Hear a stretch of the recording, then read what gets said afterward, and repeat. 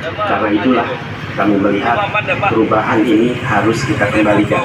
Negara ini adalah negara hukum. Tangan asing di situ, dan kita melihat bahwa kekuatan-kekuatan tertentu selalu ingin Indonesia disintegrasi dan pecah.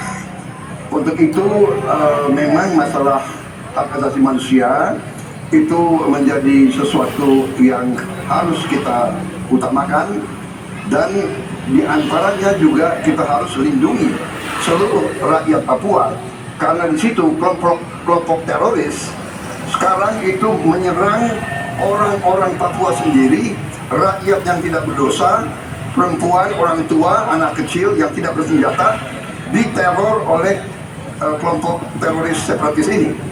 Jadi rencana saya pertama adalah tentunya menegakkan hukum, memperkuat aparat-aparat di situ, dan juga mempercepat pembangunan ekonomi.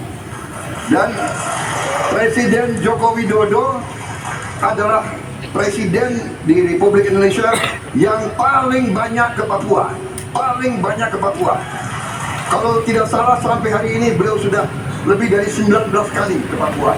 Dan peningkatan pertumbuhan ekonomi di bawah pemerintah Pak Jokowi yang paling pesat, yang paling tinggi selama sejarah Republik Indonesia. Jadi yang saya katakan, saya akan lanjutkan, kita harus membawa kemajuan ekonomi, sosial, services yang terbaik untuk rakyat Papua, melindungi rakyat Papua dari keganasan para separatis dan teroris, dan menjamin penegakan hak asasi manusia. Terima kasih. Waktu Anda 1 menit, Bapak, dimulai dari sekarang. Terima kasih, tapi menurut saya rasanya tidak cukup, Pak Prabowo. Karena dialog menurut saya menjadi sesuatu yang penting, agar seluruh kekuatan yang ada di sana, seluruh kelompok yang ada di sana bisa duduk bersama untuk menyelesaikan itu. Itu menurut saya roots masalahnya. Pertanyaan saya simpel saja. Apakah Bapak setuju dengan model dialog yang saya tawarkan itu? Terima kasih. Terima kasih.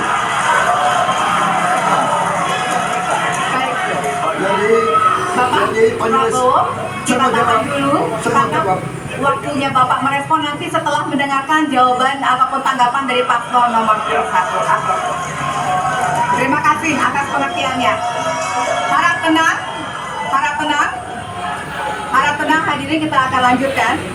Baik, selanjutnya kita akan lanjutkan dengan mempersilakan calon presiden nomor urut 1 untuk menanggapi jawaban calon presiden nomor urut 2. Waktunya 1 menit dari sekarang. Masalahnya bukan kekerasan. Karena ketika bicara kekerasan di Jakarta aja ada 3 pandangan. Ada yang menganggap ini terorisme, ada yang menganggap ini separatisme, ada yang menganggap ini kriminal. Di kita aja di Jakarta ada perbedaan pandangan. Apa masalah utamanya? Masalah utamanya adalah tiadanya keadilan di tanah Papua. Itu masalah utama.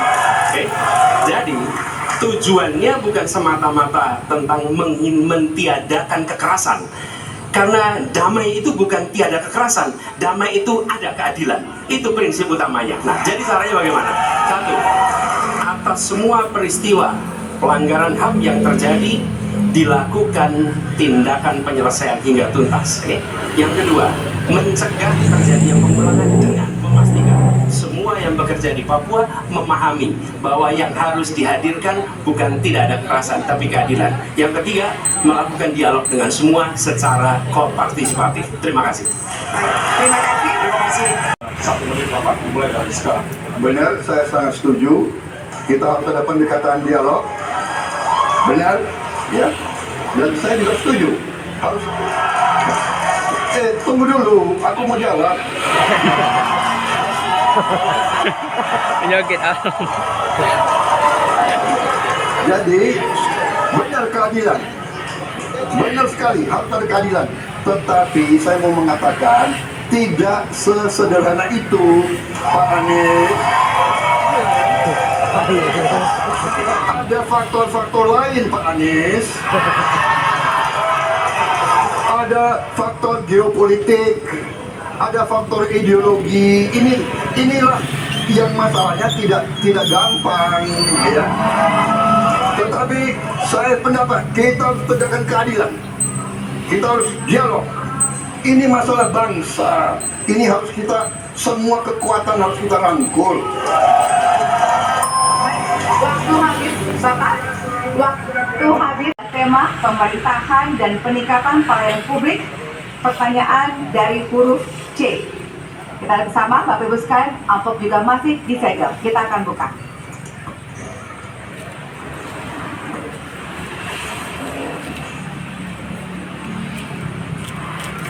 Indeks pelayanan publik di Indonesia stagnan. Sementara Undang-Undang Pelayanan Publik menghendaki persamaan perlakuan dan memperhatikan kepentingan khusus kelompok rentan, perempuan, anak, dan disabilitas. Pertanyaannya, apa program strategis Anda untuk meningkatkan kualitas pelayanan publik yang berkeadilan? Waktu 2 menit dimulai dari sekarang. Kebetulan saya punya pengalaman 10 tahun menangani soal ini. Mengajak mereka berpartisipasi sejak awal. Satu, menghadirkan dalam setiap musrenbang kelompok perempuan, penyandang disabilitas, anak-anak, kelompok rentan yang lain termasuk orang tua. Kenapa? Agar pengambil keputusan mereka aware. Adalah tema penanganan disinformasi dan kerukunan warga, huruf A. Kita bersama masih disegel, kita akan buka bersama.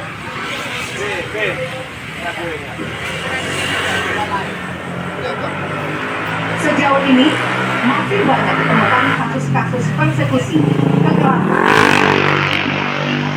kelompok masyarakat terhadap kelompok lainnya. Pertanyaannya, apa kebijakan Anda untuk melindungi warga negara dan memperkuat toleransi dalam masyarakat Indonesia yang majemuk? Waktunya 2 menit dimulai dari sekarang. Setiap pelanggaran hukum tidak boleh dibiarkan tak dihukum.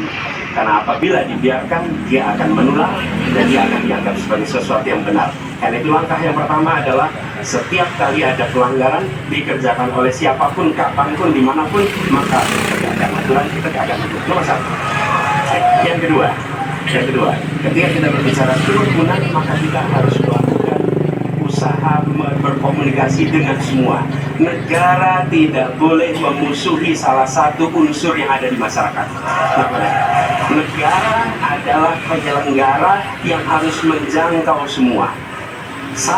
Kami mungkin tidak suka, mungkin tidak setuju dengan pikiran seseorang, tapi negara harus memberikan hak pada dia untuk berbicara, termasuk untuk mengkritik. Sehingga ada ruang kebebasan kepada rakyat untuk menyampaikan pendapatnya. Jadi, kita harus sadar, negara bukan mengatur pikiran, negara bukan mengatur perasaan, negara mengatur tindakan. Di situ kita atur. Dan bila melanggar, maka itu dilakukan tindakan penegakan hukum. Lalu, ketika sampai kepada usaha untuk menjangkau semua, pasti komunikasi lakukan. Tapi selalu saja ada peristiwa pelanggaran, ada peristiwa kekerasan, dan seringkali rakyat tak tahu kemana harus melaporkan. Dan ketika mereka berhadapan dengan pihak lain, seringkali mereka membutuhkan bantuan hukum karena mereka berhadapan dengan berbagai unsur yang ada di masyarakat. Karena itu kami merencanakan membuat sebuah program yang disebut sebagai online untuk pelayanan pengacara gratis. Jadi ini adalah online pelayanan gratis yang kami sebut sebagai, istilah yang kami gunakan adalah hotline Paris, itu namanya kira-kira. Nah, dengan cara begitu, maka rakyat mengalami masalah bisa minta tolong kepada negara untuk didampingi pengacara dari negara. Terima kasih. Kira yang sangat dirasakan oleh banyak kelompok, terutama kelompok minoritas, Pak. Saya ingin tanya bagaimana tanggapan Bapak tentang keluhan adanya kelompok-kelompok minoritas yang ingin membuat tempat ibadah tapi sangat sulit karena faktor-faktor yang sulit oleh birokrasi dan sebagainya. Masih ada waktu, Bapak? Cukup. Sudah cukup? Baik, terima kasih. Selanjutnya kami persilahkan kepada calon presiden nomor urut 3 untuk menanggapi jawaban calon presiden nomor urut 1. Waktunya 1 menit dimulai dari sekarang. Ada yang lebih penting saya kira, meskipun seluruh proses memang harus dilalui. Penegakan hukumnya, menghukum yang bersalah, dan aparat hukum tidak boleh ragu pada soal itu. Tapi ketika kemudian kita kembalikan pada persoalan yang potensial muncul, itulah kenapa Pak Mahfud kemarin di Sabang berbicara dengan banyak tokoh agama, agar di samping pendidikan agama, mereka memberikan juga pendidikan budi pekerti, agar kemudian dia bisa mengerti sejak awal bagaimana berbeda dalam suku, agama, golongan, sehingga mereka akan bisa bareng-bareng memahami. FKUB, tokoh masyarakat semua dilibatkan dalam proses keseharian dalam pengambilan keputusan. Kalau itu bisa terjadi, rasa-rasanya bangsa ini akan membangun harkat dan martabatnya, karena kita memang berbeda, tapi kita dipersatukan. Masih ada waktu, Bapak? Cukup. Ya. Dan selanjutnya, kami persilakan kepada calon Presiden nomor urut 1 untuk merespon tanggapan dari kedua calon presiden lainnya, dan waktu Bapak 1 menit dimulai dari sekarang. Terima kasih. Pak Prabowo perlu kami sampaikan bahwa ketika kami bertugas di Jakarta, maka ada begitu banyak izin-izin gereja yang mandek 30 tahun, 40 tahun, dan tuntas dibereskan. Oke? Antrian yang amat panjang, yang tidak pernah selesai, dan kemudian banyak kelompok agama dari mulai Buddha, Hindu, Kristen yang mengalami kesulitan mendirikan tempat ibadah, mereka menerima izin tempat ibadah dan mereka bisa beribadah dengan baik. Dan kalau boleh saya laporkan, dalam sejarah Gubernur Jakarta yang paling banyak memberikan izin rumah ibadah adalah Gubernur Anies Baswedan.